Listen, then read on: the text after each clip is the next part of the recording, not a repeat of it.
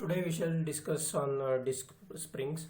So here in data handbook page number 168, you come to disc constants. So disc spring here it will be one washer.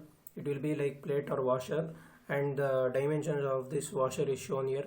The maximum diameter or outside diameter is d naught, and the inner diameter of the washer is di, and the thickness of the washer will be t, and the maximum height or h of the washer will be h. Here the many number of washers will be fixed in terms like this. So it will be fixed in terms of zigzag manner.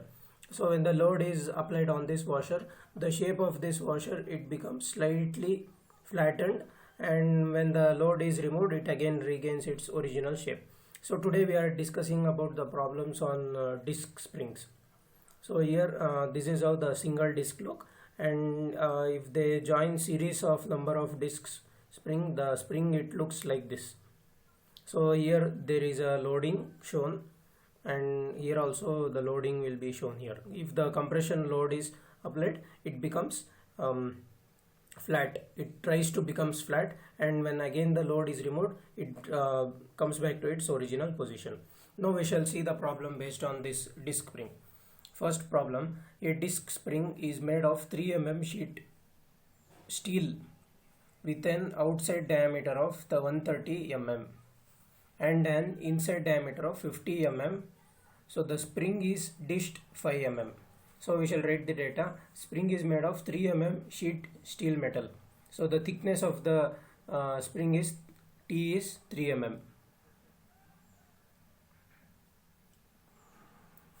With outside diameter of 130 mm. So we shall take the outside diameter D naught, 130 mm.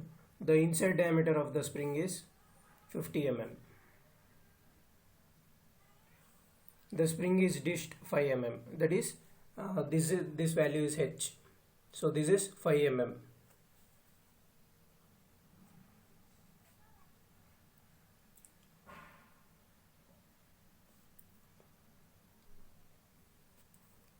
Here they have given the maximum stress is 600 MPa.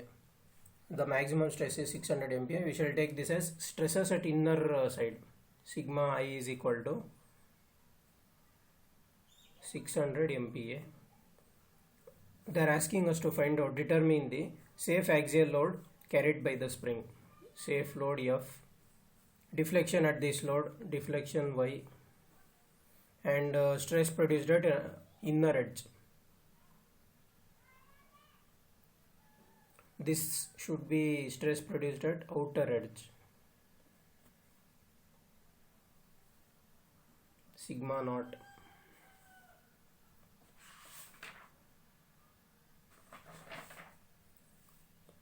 They have given, take mu is equal to 0.3 and E is equal to 200 GPa. Mu is Poisson's ratio 0.3 and E is 200 GPa.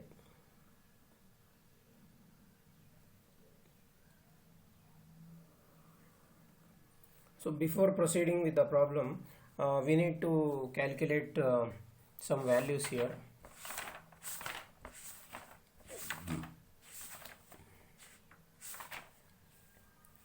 We shall take the ratio of d naught by di. The ratio of d naught by di is 130 by 50. It becomes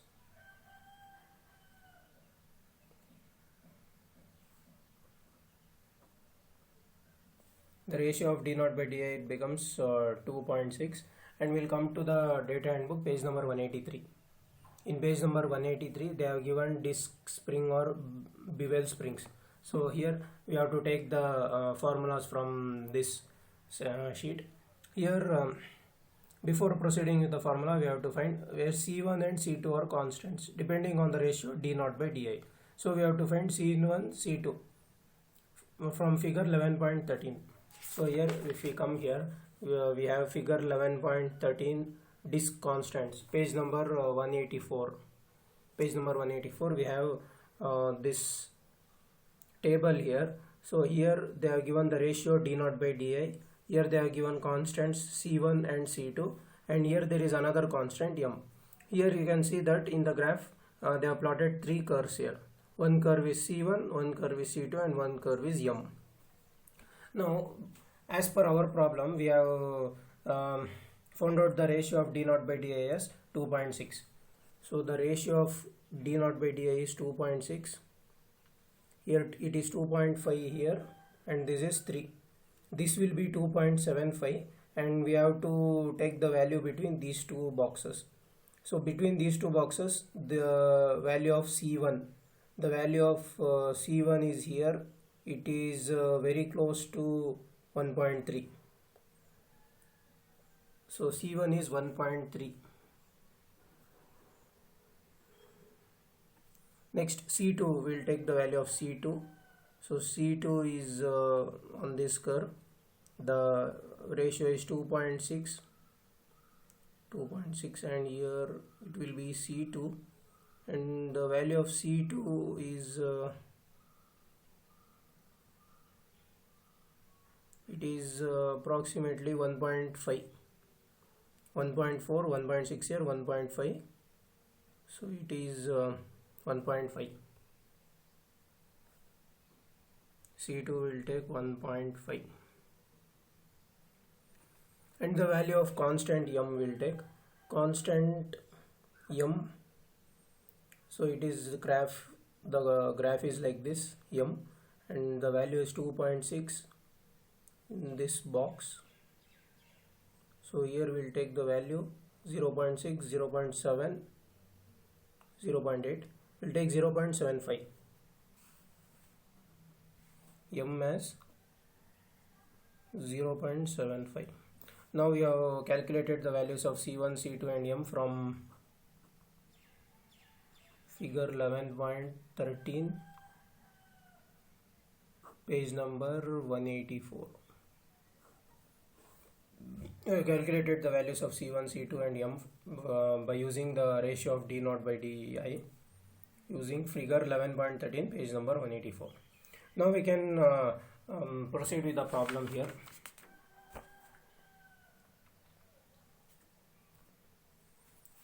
Now here they have given the formulas. Here this is the formula for load applied uniformly around the edge. This is the formula for load. F is equal to 4EY by 1 minus mu square m d naught square h minus y by 2 plus t.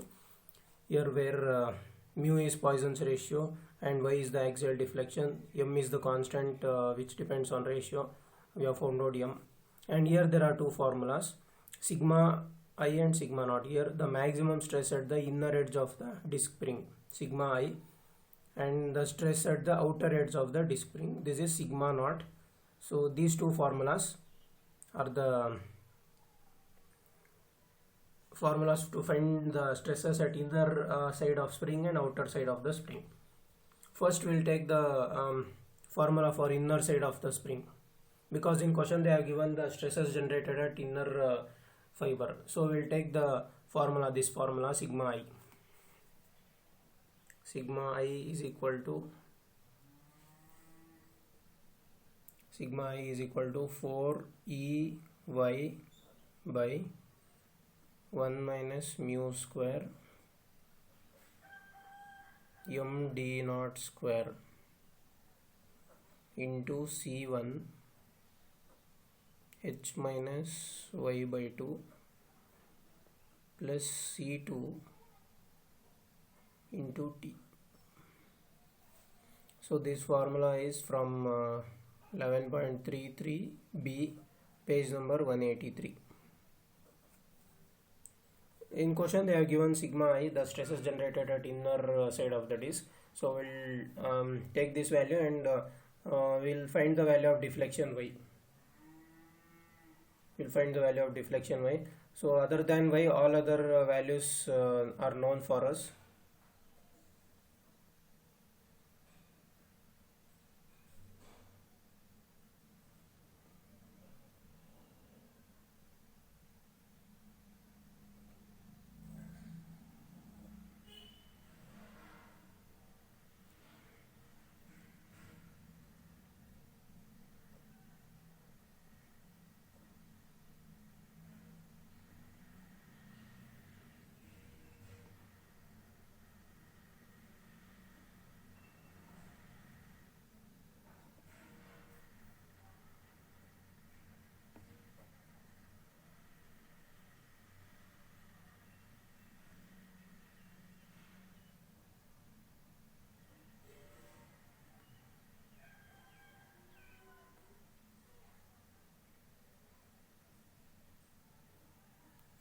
We have substituted all the values. The only unknown in this equation is y, and we can find the value of y from this formula.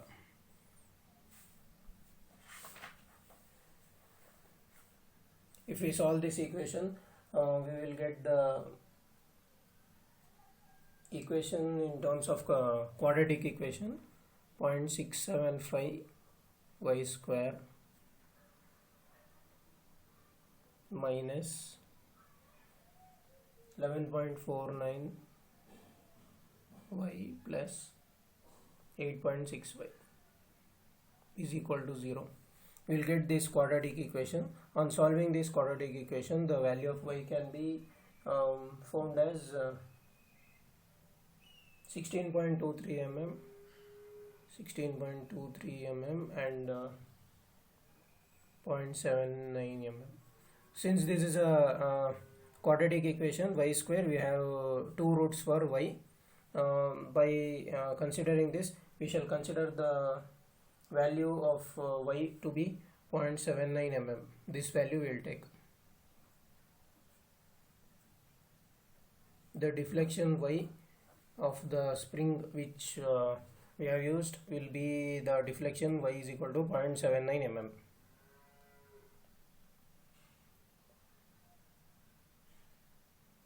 Now we shall find the value of safe load. Here in question they have asked us to find the safe axial load carried, the deflection at this load and stress at the outer fiber. We have found out the deflection. We will find the safe load F from 11.33A.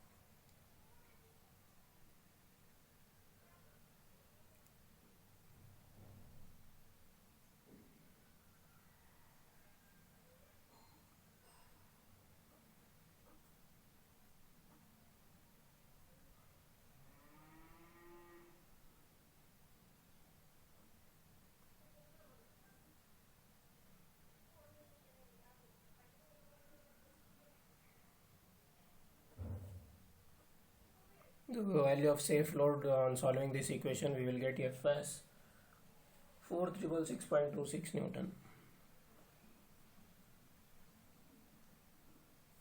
This is the value of safe load we will get on solving the above equation. Similarly, we shall find the stresses at outer side of the spring. Stresses at outer side of the spring, sigma naught is equal to, we will take 11.33 C. We will take this equation.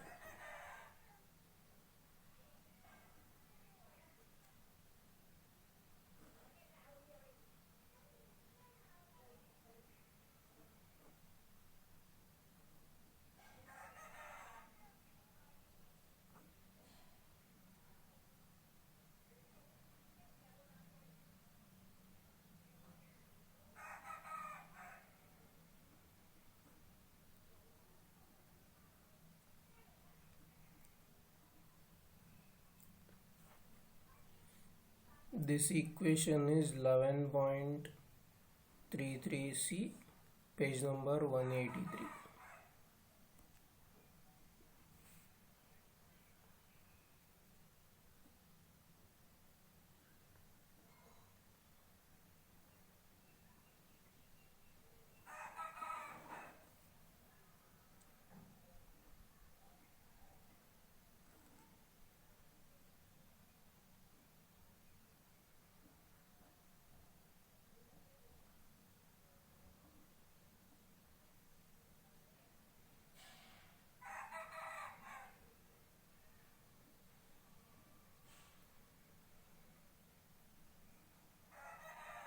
C1 is 1.3,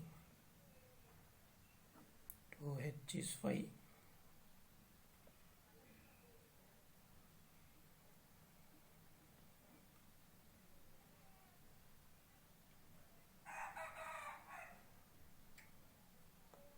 minus C2